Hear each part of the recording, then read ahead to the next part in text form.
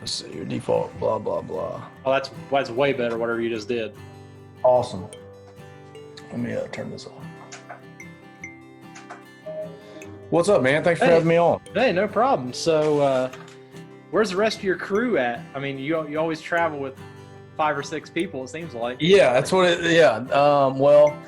The one buddy that I always put on stories is he's at church, and then the other one said he couldn't make it tonight. He's got a child. One of those children are kind of No excuses. I've got yeah. 2. Yeah. So I don't have any children. You guys are in Louisiana? Yeah. Mm-hmm. Okay, I was trying to figure it out just by looking at some of the pictures, and the duck hunting kind of gave it away. Yeah. Is duck hunting kind of like a Louisiana thing? I mean, I would probably say no. I would say it's more of an Arkansas thing. Our name is Kepler Creek Outdoors, but and the reason it's called that is because we all kind of started duck hunting together on this lake called Kepler Lake that is local to I live in Bossier City, Louisiana. It's kind of North Louisiana. Okay. And so we called ourselves Kepler Creek Outdoors just for, kicks and giggles. But majority of the birds we kill are like Kansas, Oklahoma, Arkansas, and there's some Louisiana birds sprinkled in. That's local. Mm-hmm. But I feel like when you see big pictures of them, laid on a tailgate or something like that, we've traveled for those and we've worked real hard. But yeah, it's super impressive. I mean, I've never been duck hunting, so to see piles of duck and geese laying on a truck bed is impressive to me. It's a lot of fun. It'll change your life. Don't go. Well, I've kind of got a new obsession out here. I've been archery mule deer hunting in Colorado. Okay, yeah. And it's kind of taken over my life a little bit. Yeah, dude, that's a money pit. I mean, outdoors in itself is a money pit. And then you find ways to even put more money into it. You start a podcast, or you want to start a YouTube channel or something like that, and it's just money and money. But it's a good time, but it's a lot of money. Oh, it's a lot of fun. So how did you guys get started? Did you all know each other before you got into I would say like the core of us. I'm from a super small town, so some of us grew up hunting together, and then others are kind of new to the game per se. I met some guys in college and introduced them to duck hunting or deer hunting or whatever, and they absolutely love it. Like I've got one friend who I don't know if he shot a gun until he was 21, 22 years old, and now he's one of the guys texting me every week like, are we going? So and then we just all of a sudden wanted to start an Instagram and a YouTube channel just to kind of share with other people. Was the point of the YouTube channel just to kind of highlight your hunts, or were you guys wanting to do educational stuff also in the beginning? I mean, to be flat out honest, the point of the YouTube channel and Instagram is just to get more free stuff. I mean, it's just it's literally to get, I tell people that all the time. They're like, why do you put it out there? I'm like, I mean, to get free stuff. But honestly, that, and talking with a buddy, like we don't hunt like what people may call like high fence leases or anything like that. Like I'm a teacher. He's an airman. He's in the Air Force. Got another buddy who's an accountant. Like we're in just middle-class jobs. Like we can't afford to go and, kill, 180 class deer everywhere across the world, but we're just average outdoorsmen. So really just wanted to spread that and show that, hey, it's okay to kill like, the little 6-point or the little 8-point every now and then or whatever, or kill a doe, like be happy about it, whatever. Being average is just fine. Yeah. And that's, whenever we started 12 Hike, that was kind of what we wanted to do too, was just discourage people from looking at all of those Instagram and Facebook pictures of these monster animals that are being killed. Right. These people that take these monstrous hikes and, take pictures by these gigantic alpine lakes. Sometimes, most of the time, people can't do that kind of thing. Right. No, you're 100% right. Like I could post a picture right now of how many doves we killed Saturday. We killed 3, but like that's not impressive. Nobody really wants to see a picture of 3 doves, Yeah. And nobody wants to see a YouTube video of some guy killing 3 doves. So I think that's the challenge we're about to face, is putting out content that, which I think obviously we all think we're funny or whatever. Like we have such personalities, and this and that. I'm hoping that people will watch just because of our personality, maybe not because of us just smoking ducks or deer or anything like that, but they enjoy just the videos. You know what though? You just mentioned the no one wants to see the three doves killed. Do you watch Meat Eater? A little bit here and there. So the approach that those guys take, yeah, I mean obviously they're ultra successful hunters. Right. They Yeah. they get to hunt some primo stuff. But the Right. thing I appreciate about what they do is they'll also air their failures. Mm-hmm. They just put out a new Right. season where, on 2 hunts, they shot an animal and wounded it and didn't get to retrieve it. Right. I think that's the side of hunting that a lot of people need to see. 100% agree. Like not all the outdoor channel stuff, which that's good stuff. I love to watch the outdoor channel and watch Drury Outdoors or watch Bone Collector and this and that. But I mean, in a sense, they probably can't afford to put on, your Direct DV or Dish Network. They probably can't afford to post those videos of them missing or anything like that. But on YouTube, when it's free, you just put it out there to the world. This is me regardless.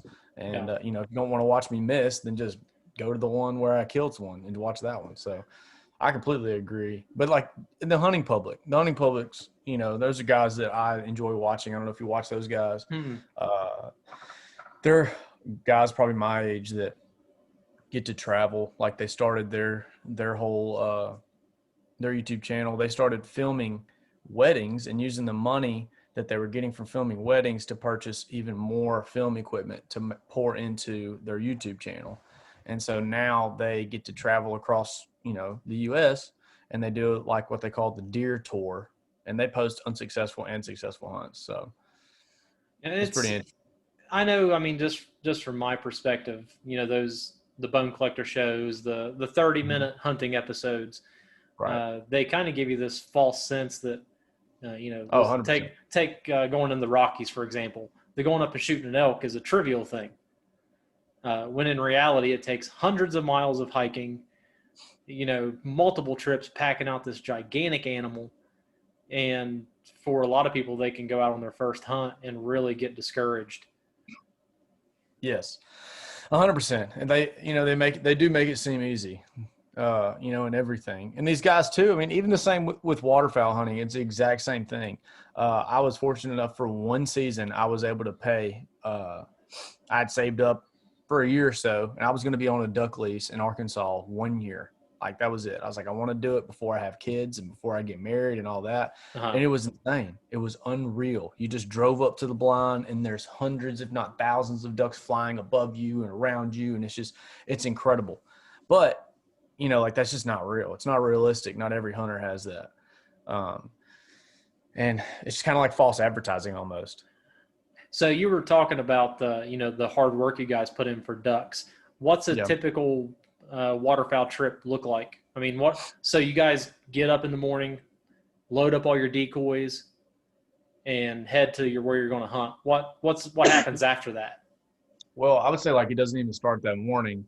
Typically here, where it isn't the case sometimes in Oklahoma or Kansas, it is the case most of the time in South Arkansas. But so at our WMAs, our wildlife management areas, that are public land, Uh-huh. they have a gate on almost every one of them, or they do on every one of them. And you're not allowed to be on the property until 4 a.m. That day. So let's say opening day is a Saturday. So you want to be there at 4 a.m. I have gotten to that gate as early as 11 a.m. the day before and sat in front of it in order to be the first one through the gate. In fact, that's what we did last year, me and a buddy. And one picture and some videos on YouTube and on Instagram, I think there's like 35, 36 ducks sitting there. And that's from my buddy actually got there at 11. I got there that afternoon. So Uh-huh. we had been there, almost 24 hours sitting in front of the gate. And then when 4 a.m. cranks along, you are literally jumping in the boat and unloading your boat as fast as you can and sprinting and trying to beat people to the spot that you've scouted out. It's competitive. It's as much like athleticism as it is, hunting. That doesn't sound fun to me at all. That sounds Yeah. infuriating. Yeah. It's pretty wild. In fact, in that hunt, which I want to kind of do like a YouTube, I kind of want to remake this event, but long story short, I lost my gun. I was How'd I you was lose your going gun? through like it was bad. I had it on my back. I had it on my back in in a carrying case, and I had a backpack on, and I had a dozen decoys on this arm, and I had a Mojo bag on this arm. So I'm literally wading through water that's like, thigh deep, and I say we probably went a mile, and we're almost to the hole. And one of the guys, we had taken a knee a couple of times for a guy because he felt like he was going to throw up because we've been running and going for so long. Uh-huh. And anyway, so we took a knee a third time, and I got up out of the water, and I could see my gun bag kind of flop next to me. And I'm like, oh no, my heart sank. Oh no. And so I gave all the gear to the guys, and I was like, I'm going to go back and look for my gun. Well, on the way in, we got lost. Long story short, I never found it. But we killed almost a six-man limited ducks with only 5 guns. So that was pretty sweet. I had to borrow a gun after everybody limited out. So, Oh my but God. yeah. And, but I mean, that's the thing. Like, I had a guy message me on Instagram the other day, and he said, Hey, I have a Mojo, which if you don't know what that is, it's like a battery powered decoy that looks like a duck spinning his wings, Oh flapping his yeah. wings over. Yeah. And then the guy said, I have a Mojo and I got 6 decoys. What else should I buy? And I was just like, it's endless. Like, you need more decoys, you need more Mojos, you need more calls. Like, and I don't know. It's a lot of work. It's a lot of work Does it really compared to take, whitetail. I mean, does it really take that much stuff to be a successful duck hunter? I mean, so, you hear the old men say that, like, you got old guys that'll say, "Oh, I've hunted over 7 decoys my whole life, and I've limited out." And then you got other guys. I've got a buddy who puts out over 100 decoys at his blind. So you're looking like 10 dozen of decoys, but he leaves them there overnight on a public lake. But so I mean, it just ranges. It ranges. You got to get a feel for the birds as you're hunting too. We're in Louisiana. Obviously, we're like the last state down. So you got to think the ducks that you're shooting at have most likely been shot at before. They've seen all these techniques. They've seen all the Mojos and decoys. They've come from Canada on down the flyway. So it's like the hardest duck hunting down here. You've got to kind of be creative or, put your decoys in a certain spread. Don't be afraid to try new things mid-hunt. If it's not working at the beginning, just go out there and, take 5-10 minutes and swap it up. Hmm. It's a lot. So, That's what's more fun to me than whitetail hunting is that, like I grew up in a box stand where you just sat there and you waited for a deer to come out to the corn pile and you shot him. Like that was it. And end up, that was the game. yeah. And you could fall asleep and you could do whatever. In duck hunting, you just can't do that. Like, you're getting there at 11 a.m. the day before. You're making sure you've got all your gear. You've got to run to the spot, beat so-and-so to the spot because, you think he's going to take it, and you've got to, then you got to shoot straight, and you got to be able to call him in. Your decoy's got to be right. It's just a lot going on. What's the etiquette to racing people to spots? So if you get your spread all set up, how close can someone be where it's like, okay, these guys are being jackasses? Dude, that happens. That happens here, unfortunately, more times than not. That time we killed the 35, we we got out there, and usually, I mean, I say this, I think everybody kind of does this. Let's say me, you, and 4 other buddies go. Maybe me and you go to a spot, and then we send 2 other buddies to a spot right next to us, and then we send 2 other buddies next to them. So we, in theory, have 3 holes that we could hunt. But then Okay. right before daylight hours, we will convene to one, hoping that kept everybody away from us. Oh, okay. So we didn't quite get to do that time. We had some guys set up 100 yards from us, enough to where when they were shooting, like we could, you kind of get peppered, when it falling back down and stuff. It's just not a whole lot of fun. Ooh. But yeah, the etiquette here is just totally different. I've heard in other states people are a little nicer, but down here it just seems like you may run into somebody who will say, "Yeah, man, we shot him over there," like blah blah blah. Go to this hole. I've never had that happen. More so, I got people who will tell you they didn't kill anything, don't go out there, and you just don't know if they're telling you the truth or not. See, I think the reason I don't have any experience duck hunting We never really had the opportunity in Ohio. It never got cold enough. Yeah. They didn't fly through at the right times. Yeah. But now that I live in Colorado, I mean Yeah. they're duck hunting now. Yeah. Yeah. Uh, You've got, yeah. There's some, that's like the pothole region, I guess, where most of our ducks come from too, is up, up above you guys. But yeah, you're duck hunting now. That's your season is now. We're still waiting on November. yeah, I don't know. I never got into it. Yeah. Um, Don't do it. but I don't plan on it. Yeah. Archery's enough. It's killing me. Yeah. Yeah. Uh, but I grew up small game hunting, so even Yeah. deer for me is kind of a learning experience. We always just did rabbit and squirrel. Yeah. Yeah. I kind of grew up, I guess, doing it, doing it all. Like, I'm waiting. Our bow season opens up October 1st. I've been shooting, went dove hunting this past Saturday, and then we worked on the duck blind some. So it's like, jack of all trades, master of zero for sure. Yeah, Averaging a lot, I feel like. and you guys get to hunt over bait piles, right? Yeah, for deer. Yeah. On private land. On private land. You can't do it on public. Cannot do it on public land. Yeah, definitely can't do that. You can't use attractant of any kind. So it makes it harder, you know. But, I mean, what I always say about the fair chase stuff, I mean, the deer got the whole woods. Go find somewhere else. Don't give me no fair chase, crap. Well, especially with bow hunting. I mean, bow hunting's different. Yeah. There's a lot that goes into that I didn't realize. Like out here, it's so dry right now. We've had a pretty bad summer. Walking through the woods, everything's all gravel. So trying to sneak up on a deer is almost impossible. I don't know how people do it. Are you still there? I think my bad. My mic does. Yeah, you said trying to sneak up on a deer is tough. Oh, it's impossible because every time you take a step, it sounds like you're stepping on gravel. So really, what we depend on. I've never spot and stalked a deer like you guys can do. It's tough. Opening weekend, I got within probably 45 yards, but there were just too many limbs in the way I couldn't get a shot. So after that, I'm hunting public. So my spot got torched, got caught in the wildfires. Oh no! Yeah, it's pretty bad. I think the spot I was hunting, that fire has burned over 100,000 acres. Jeez. Yeah. I don't know. That's wild. Oh, it's nuts. I've never experienced anything like it. It's so bad. Yeah. You can look at our Instagram. There's a picture of what looks like a thunderstorm cloud moving through. Yeah. And it's smoke from the fire. That's all it is.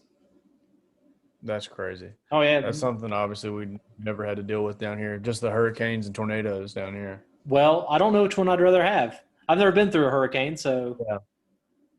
I mean, we up here in North Louisiana, we usually just get the rain and wind, which is, I guess, what a hurricane is. But it's never too terrible. We get a lot of tornadoes, I think, more than anything that spawn off of that and can mess up, entire towns or whatever. But Laura took a huge hit on the Lake Charles, DeRuyter area, down southwest Louisiana. But up here it didn't do just a ton, and they're still recovering. But you're not hearing about that in the news, obviously. Other stuff's going on, I guess. But we won't get started on that. But it is still incredibly prevalent. They have not rebounded yet, for sure. Yeah. So what made you guys – you haven't put out a YouTube video for a little while, have you? Or we put one out Friday. One of my best friends, he's not a hunter, but he is an incredible cook. He's a Cajun. He's from oh my gosh, Karen Crow, which is above Lafayette, Louisiana, just full-on Cajun guy. And here, obviously, like, cooking is just almost everything to everyone, it feels like. And so he made his own spice. So he's an idiot too. I don't know if you've watched some of our videos, the culinary arts one. He's just goofy. And anyways, he cooked some deer steak for us, and he kind of premiered his seasoning on there. So you need to go check that out at seamseasoning.com and get you a taste of Louisiana up there in Colorado. It's good stuff. I have to do that. I was watching some of your videos today, and the one that intrigued me the most was your Creedmoor, your 6.5 Creedmoor. Oh yeah, that's buddies of mine. He's a super nerd about that stuff. Doing the mile shot.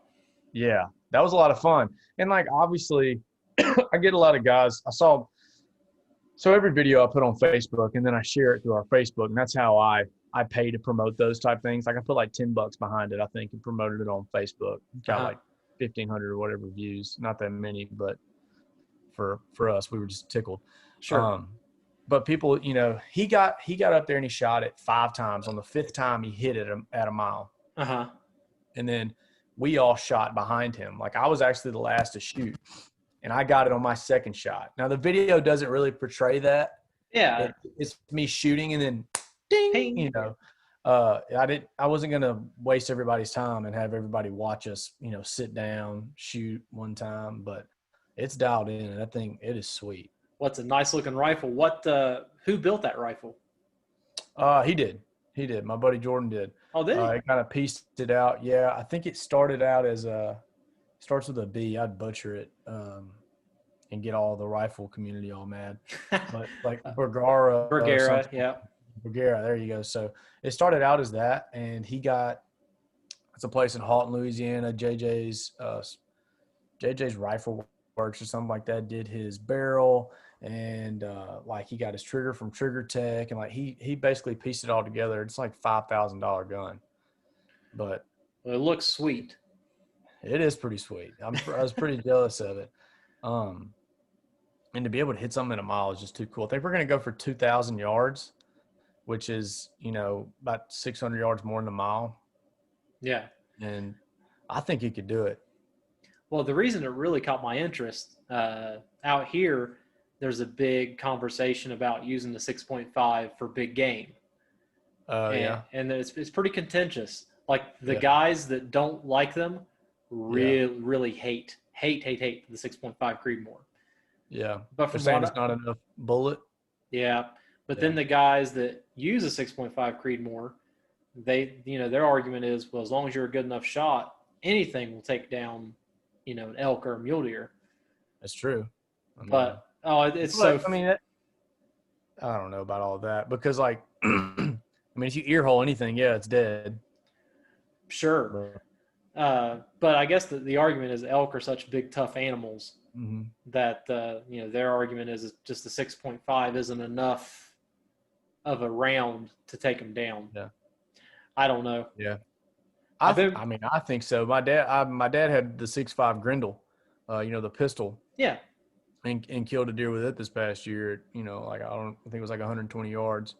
Now it ran off a little bit, but did the job. So it all goes back to ethics and practice, I guess. Yeah. I mean, for me personally, once you get an animal out past a couple hundred yards, I don't feel comfortable with a rifle. Neither do I. No. But that's because I grew up with shotguns. We never used rifles. Yeah, I'm the same way. You got some people like here. I don't know if in Colorado you do this. Run dogs for deer. Nope. No. See, that's here, and like in my opinion, I don't think it's very ethical because the deer's running. Like I don't know if I'm going to hit it in the back leg or the front leg. Like there's just no way for me to give an accurate shot. Because the bullet is so small compared to the deer. Now, when you're shooting a rabbit, running dogs, or a squirrel, it's totally different. Like the shot spread obviously isn't, it's just a ton different. But yeah, I think you're right. It's the ethics behind it. If you're a good enough shot, if you're a marksman, you feel like you can shoot a 6.5 Creedmoor at 300 yards and down a deer, then by all means do it. But you just can't have any Joe Blow doing it, for sure. Oh yeah. And that's, you're talking about dogs. We did deer drives in Ohio. That's kind of the same thing. You just push a bunch of deer out of a thicket. Then a bunch of rednecks are firing slugs.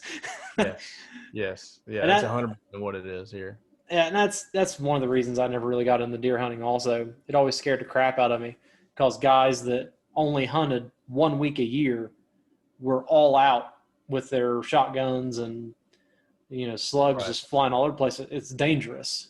Yeah. I think the majority of the sport is the dog. The dog is doing majority of the work and he's the majority of the sport. Like he's the one, he's tracking the animal and he's pushing it out. And then all you got to do is just stand there in an opening and fire away. There's just not a whole lot of sport at that. To me, it's like, or hunting waterfowl over corn. Like I know they're coming if I put out corn. Obviously I'm not, it's a federal offense. But like, just it's unethical. It takes the the sportsmanship out of it, I guess. So it's illegal to bait for ducks. I didn't know Oh that. yeah, 100%. That's federal. Yeah, you cannot do that. There's a Huh. bunch of weird stuff. That's why that's why people pay so much money to hunt rice fields and to hunt cornfields, is because the farmer will get in there and push it over, um, and get it set up basically for the waterfowl, and then they'll pump water in it, and they'll have hunters. Well, before, are you familiar with Duck Dynasty? Yeah. Okay, so like before the Duck Dynasty thing, I feel like not a lot of people hunted ducks around here, but like as soon as that happened, and because they're like from around here, Sure. uh, but as soon as that happened, it just blew the price up on everything. Everybody wanted to be a duck hunter, so like the leases are just, it's buku money, and it became a rich man's sport. But so that's the closest thing you get to baiting, I guess.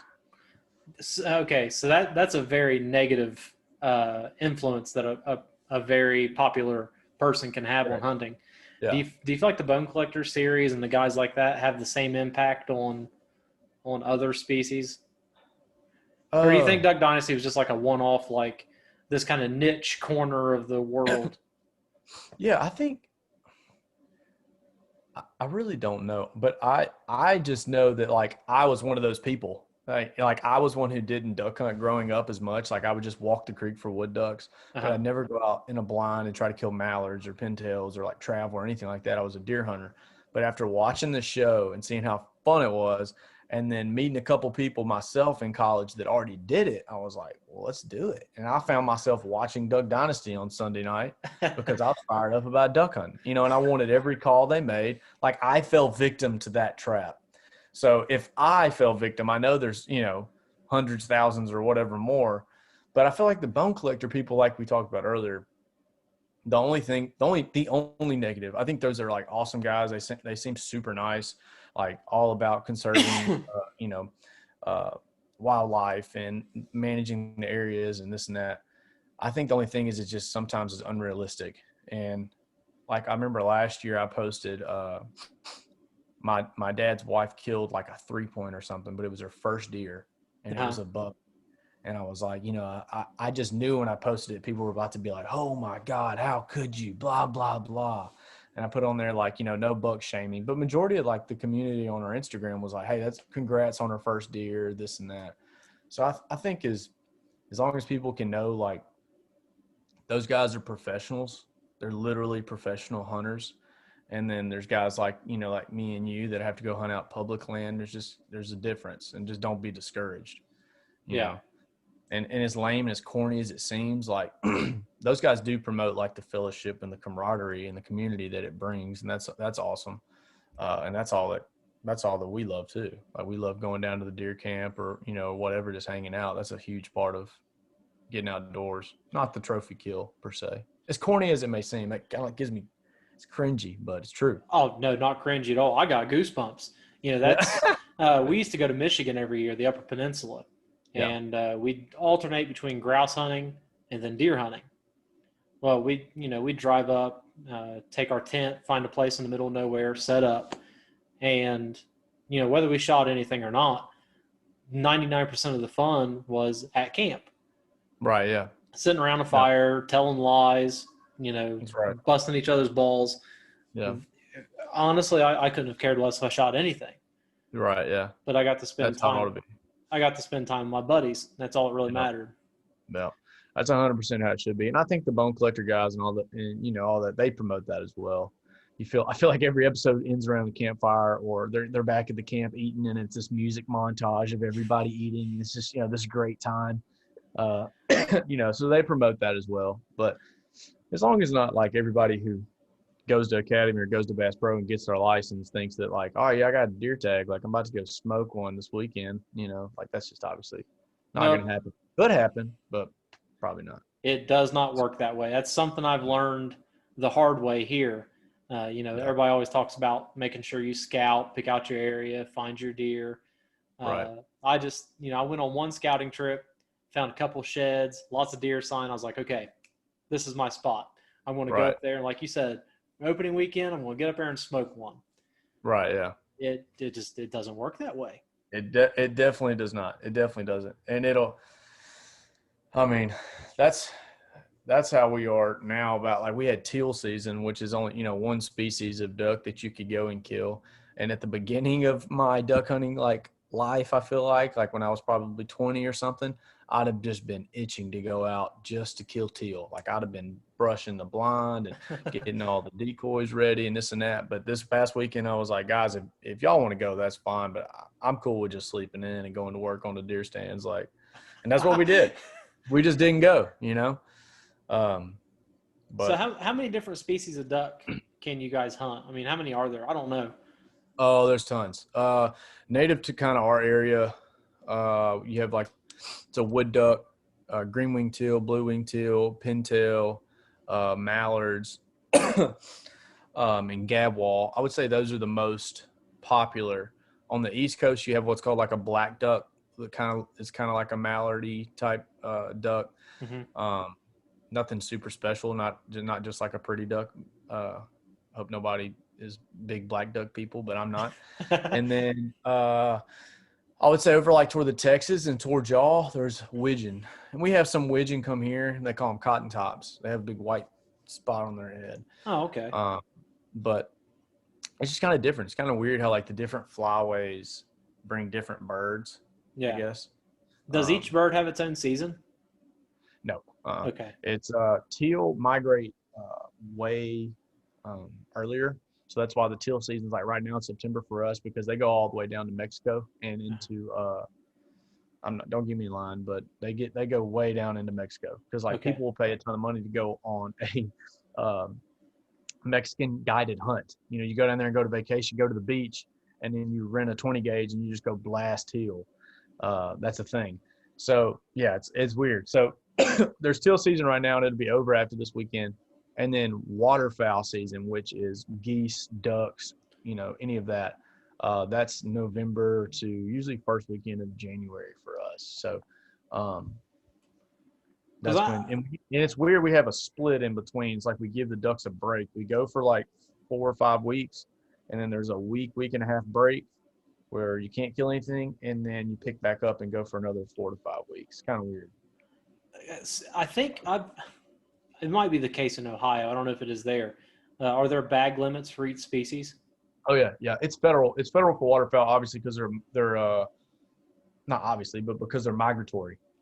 So the only time those change, I know Arkansas is going to change Canadian geese, is if they become a nuisance and they're eating all the crops or whatever, and farmers need them off their land. Which I wish they were a nuisance here. Like, Yeah. so I could go out and shoot them. That's a lot of fun, but they're not. They don't come this far south most of the time. They do a little bit, but not a lot. But like in the Stuttgart, Arkansas area, North Arkansas area, there's just Canadian geese everywhere. So those bag limits will change per state.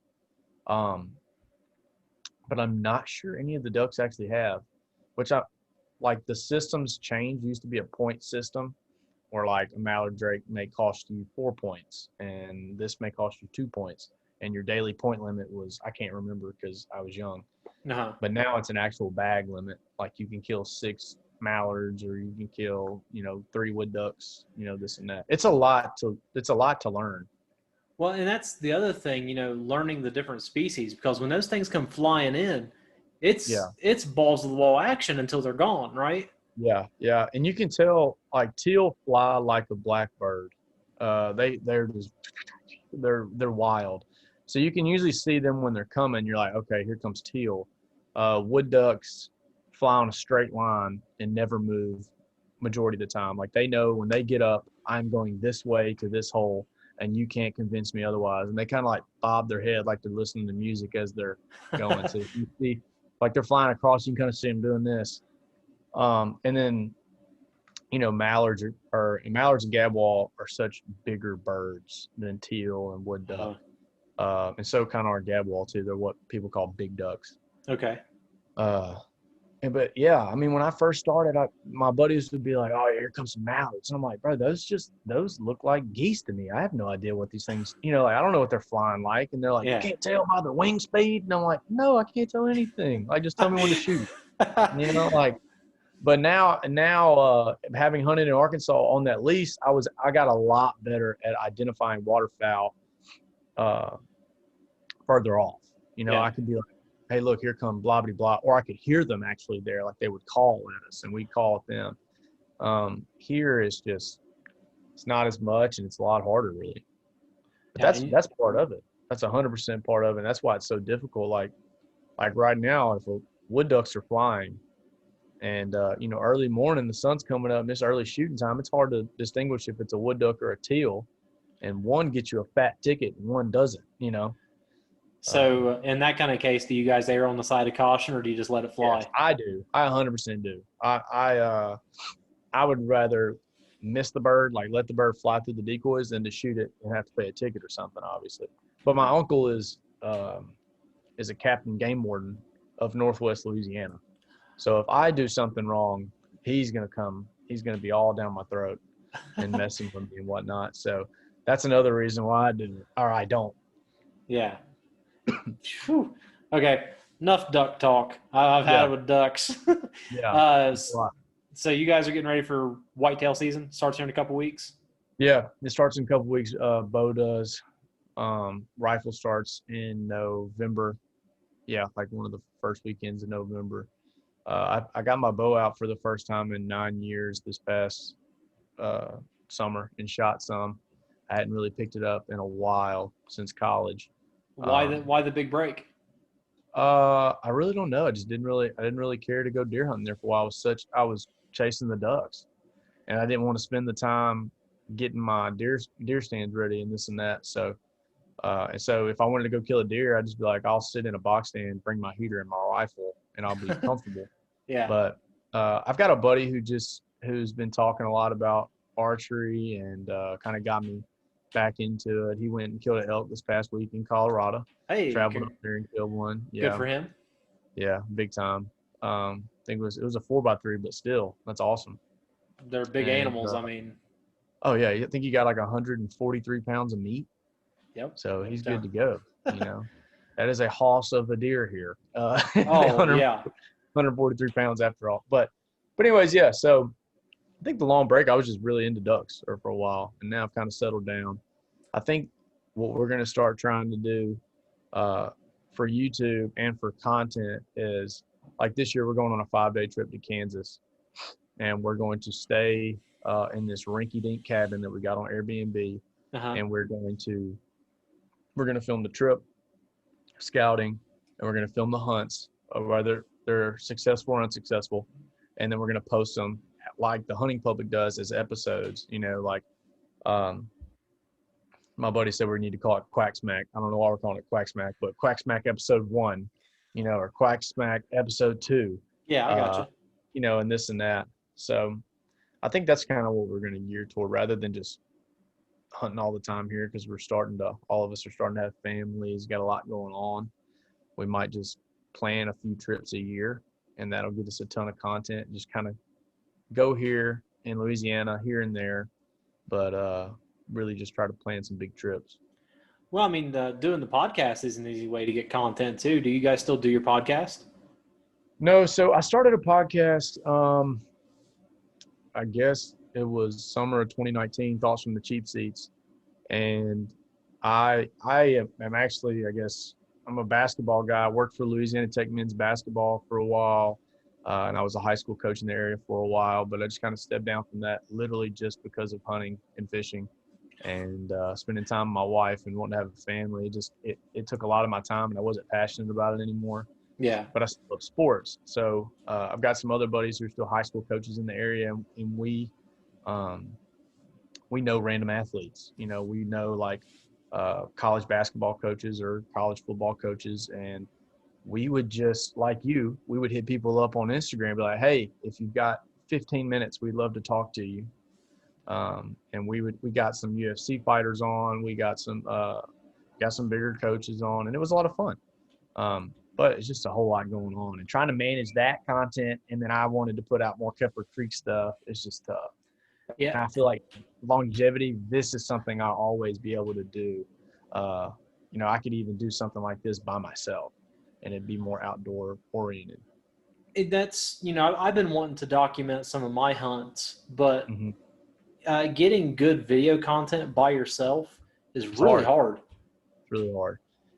that's what I told a buddy last night. I said, if you watch guys like the hunting public or Born and Raised or maybe even Meat Eater, I don't know, but they're at points of their lives where they've killed trophy deer, trophy elk, they've killed all these things. They're making sure that they've got the shot on camera before taking the kill. Before even shooting, you'll hear those guys. They're pulled back, like, you got him. Yep. And he's talking to the cameraman, like, hey, do you have this shot? Because if not, I'm just not going to take it, because Yeah. literally they're making money off that kill shot. I'm not there yet. Like, I see a deer, I'm like, all right, I hope this is on camera, But well, I know maybe for me, my Go big ahead. problem is, just the limit in gear. I've Yeah. only got, I've got a GoPro, I've got my phone, Yeah, but getting all that stuff set up to where you can catch all the right shots, it's impossible. it's tough. I know a lot of guys are going to those GoPro 360 cams for deer hunters. Mm-hmm. That are hunting in, you've seen the guys in saddles, they're Yeah. calling now. They'll have the GoPro 360 up there, and then they'll have maybe one clipped on their hat or clipped on their bow. And then they've got the buddy in the next to them with their, Sony, whatever it is, Xavia, or maybe like a Canon or whatever. And like, just like you want to get one on your own.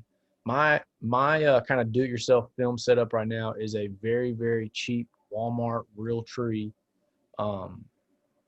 camera mount that I'll screw into the tree. Uh-huh. And it doesn't even have like an adjustable arm. It's just going to be straight shot on the corn pile. And then I'm going to have a GoPro on me, like hanging on a limb. And I'll have a remote on my chest. And that's what I do for duck hunting too, is I'll click the remote on and off.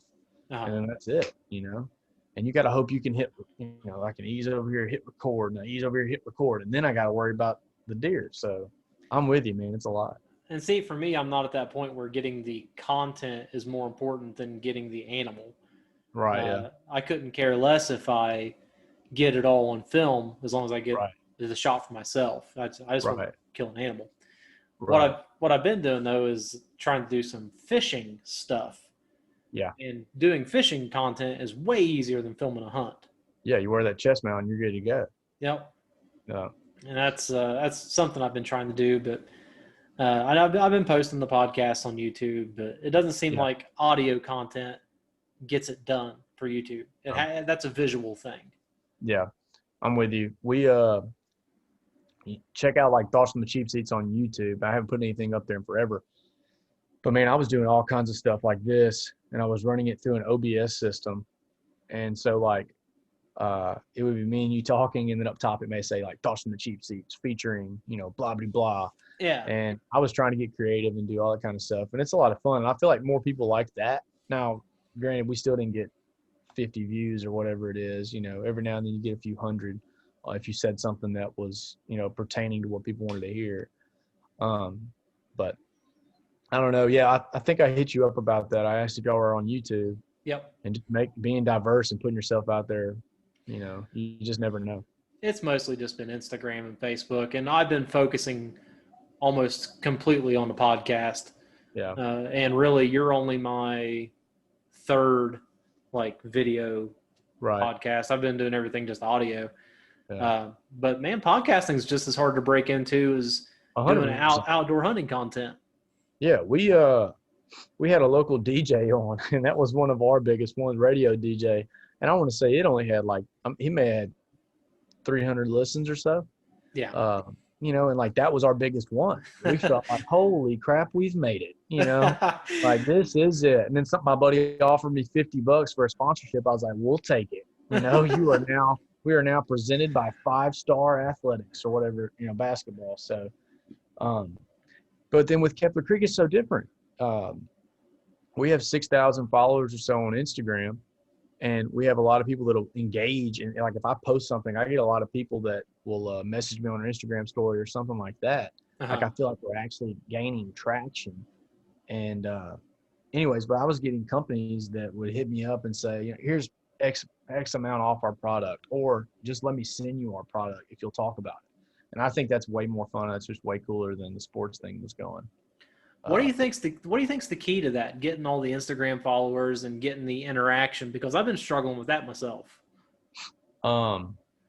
I mean, obviously, pictures of tailgates loaded with ducks get people's attention.